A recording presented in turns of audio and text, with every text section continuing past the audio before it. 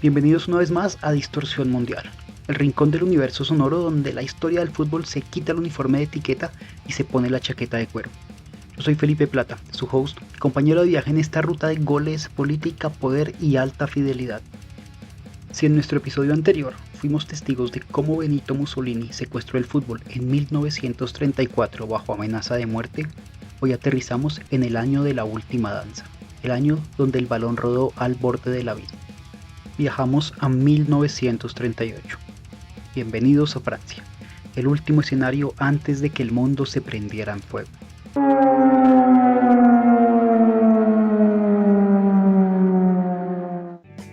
El año es 1938 y el olor a pólvora flota en el aire de toda Europa. La paz es una ilusión óptica. Adolf Hitler ya no oculta sus garras expansionistas. La guerra civil española está desangrando la península ibérica y sirviendo como laboratorio de pruebas para las armas fascistas, y las democracias occidentales tiemblan de miedo en sus despachos. En medio de este panorama desolador, la FIFA decide celebrar la tercera Copa del Mundo en Francia. Fue un torneo agónico. Se sentía en las tribunas, se sentía en las calles y se sentía en las maletas de los jugadores. Todos sabían de alguna manera que esa era la última vez que se reunirían antes de que la maquinaria de la guerra se activara. Pero antes de que el primer balón rodara en París, en Viena se iba a componer la canción de rebeldía más pura, hermosa y trágica que el fútbol jamás haya escuchado. Preparen el oído, porque hoy la distorsión se convierte en un grito de libertad. En marzo de 1938, 3 meses antes del Mundial, las tropas de la Alemania nazi cruzaron la frontera e invadieron Austria. A este evento histórico se le conoció como el Anschluss, la anexión de Austria al Tercer Reich, por las buenas o por las malas. Con los tanques en las calles de Viena, la cultura austriaca fue borrada de un plumazo, y eso incluía, por supuesto, a su selección de fútbol. Y como recordarás en el capítulo anterior, Austria tenía el equipo maravilla, una de las escuadras más brillantes del planeta. Y Hitler, obsesionado con la propaganda y la supremacía aria, ordenó disolver la Federación Austriaca y fusionar a la fuerza a los mejores jugadores de ese país con la selección de Alemania para crear una superpotencia imbatible de cara al Mundial de Francia. Era el equivalente a que una corporación gigante absorba una banda independiente de rock y la obligue a tocar música militar.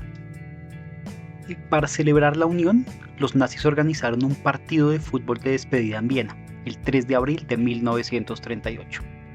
El guión de Berlín era claro: el partido entre la Austria moribunda y la Alemania nazi debía terminar en un empate amistoso, un abrazo fraternal para las cámaras de propaganda. Pero el director de orquesta de Austria tenía otros planes.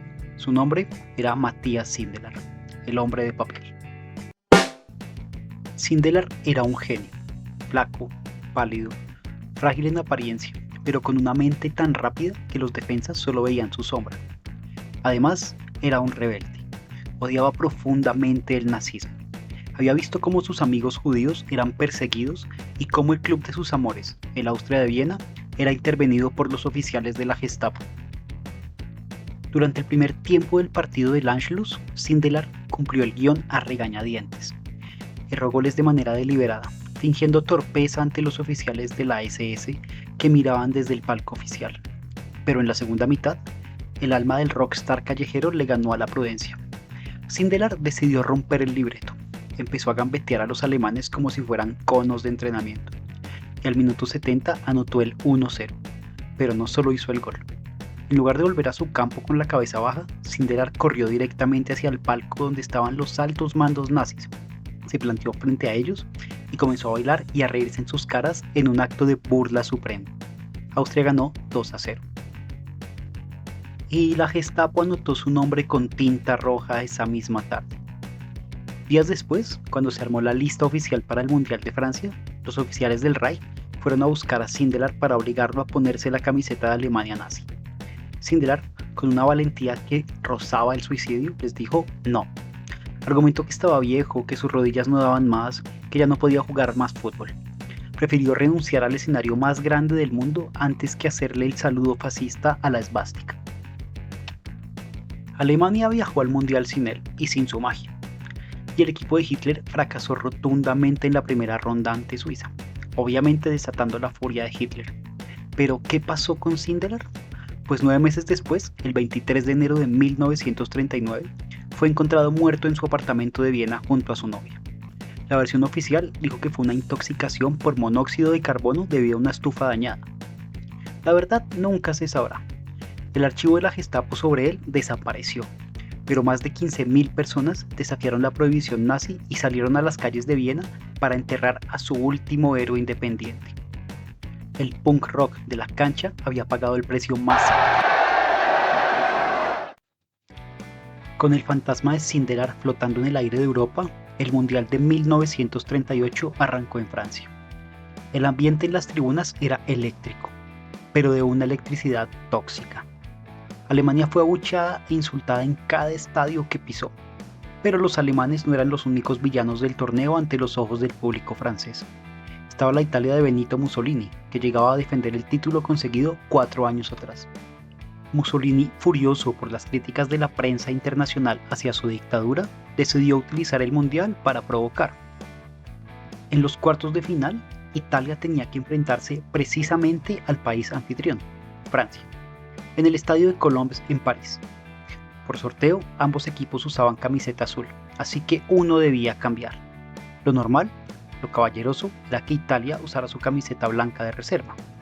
Pero la orden que llegó desde Roma fue una provocación política directa. Mussolini ordenó que la selección italiana saltara a la cancha vestida por completo de negro, la maglia negra, el color oficial de las milicias fascistas, los escuadrones de la muerte del régimen. Imaginen el impacto: 11 tipos vestidos de negro absoluto en el centro de París, levantando el brazo derecho en el saludo fascista ante 70.000 franceses que lo silbaban con rabia. El entrenador italiano, Vittorio Pozzo, un genio táctico, pero un hombre pragmático del régimen, obligó a sus jugadores a mantener el brazo arriba hasta que los silbidos cesaran. Fue una guerra psicológica. Italia ganó ese partido 3-1, demostrando que, más allá de la política, tenían un equipo con un espíritu competitivo de acero inoxidable. Sin embargo, en medio de tanta rigidez militar, de tantas camisetas negras y esvásticas, el Mundial de 1938 tuvo su momento de improvisación pura, el equivalente a un solo de guitarra de Jimi Hendrix en medio de una marcha militar. Bienvenidos al show de Brasil y de su máxima estrella, Leonidas da Silva, el Diamante Negro.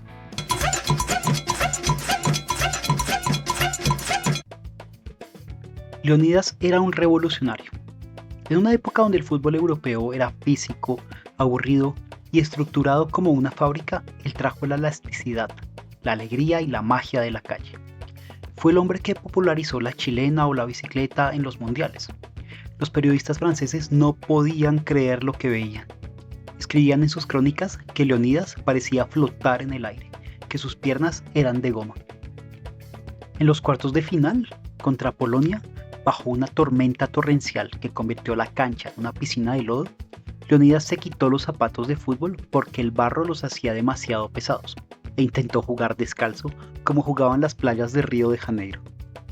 El árbitro lo obligó a ponerse los guayos, pero aún así, cuando metió 4 goles en una victoria histórica de Brasil por 6-5, Brasil se convirtió en la sensación del torneo, la banda nueva que todo el mundo quería ver en el festival. Pero la arrogancia de su entrenador los dejaría fuera de la gran final. Pensando que ya tenían el partido ganado, el técnico brasileño decidió darle descanso a Leonidas en la semifinal contra Italia, un error fatal. Italia los liquidó 2-1 y se metió de nuevo en la final.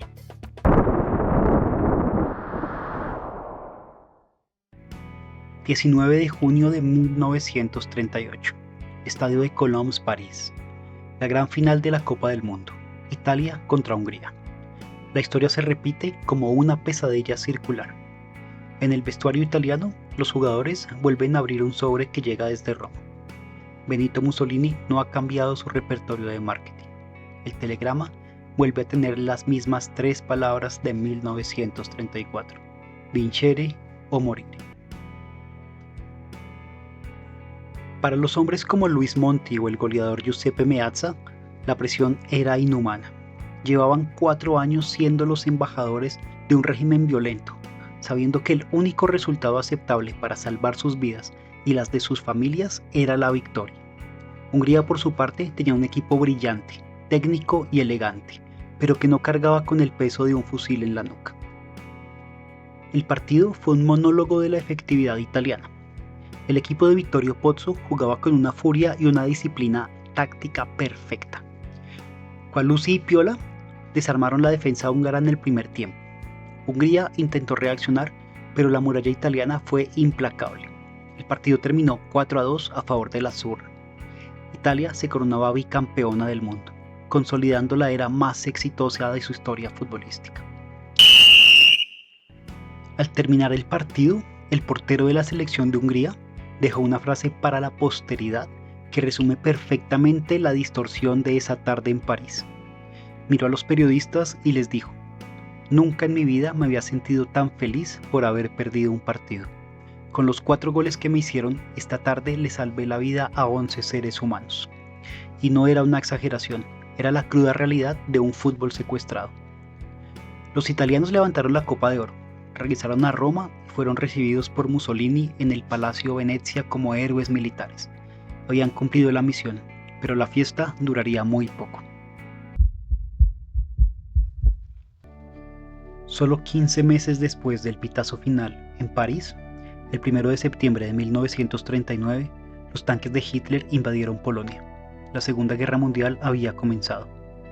Los mismos estadios que en Francia habían vibrado con los goles de Leonidas se convirtieron en centros de reclusión y refugios antiaéreos. Muchos de los futbolistas que corrieron en las canchas de 1938 cambiaron la pantaloneta por los uniformes de combate y terminaron enterrados en las trincheras de Europa. El fútbol entró en el silencio más largo de su historia. Pasaron 12 años sin mundiales, 12 años con las canchas cerradas y los estadios en ruinas. Durante todo ese tiempo, la Copa del Mundo estuvo escondida dentro de una caja de zapatos vieja, debajo de la cama de un directivo italiano llamado Ottorino Barassi, quien la robó de un banco de Roma para evitar que los nazis se la robaran y la fundieran. El fútbol sobrevivió en una caja de zapatos, esperando que el mundo dejara de sangrar. El Mundial de 1938 fue la última nota antes del silencio. Nos enseñó la cara más oscura del nacionalismo, pero también nos dejó el eco eterno del baile de Matías Sindelar, demostrando que la dignidad siempre puede gambetear a la tiranía. Esto fue el tercer episodio de Distorsión Mundial. Cuando la música regrese, viajaremos a 1950, al año del Renacimiento, a las playas de Río de Janeiro, donde el fútbol volverá a sonar, pero esta vez con la distorsión de la mayor tragedia dramática en la historia de los estadios, el Maracanazo. Y si les gusta este viaje entre goles, guitarras y memoria histórica, denle seguir al podcast, compartan el episodio con toda su banda y recuerden siempre, el fútbol, si no tiene distorsión, es solo un juego. Les habló Felipe Plata, nos escuchamos en el próximo podcast. Chao, chao.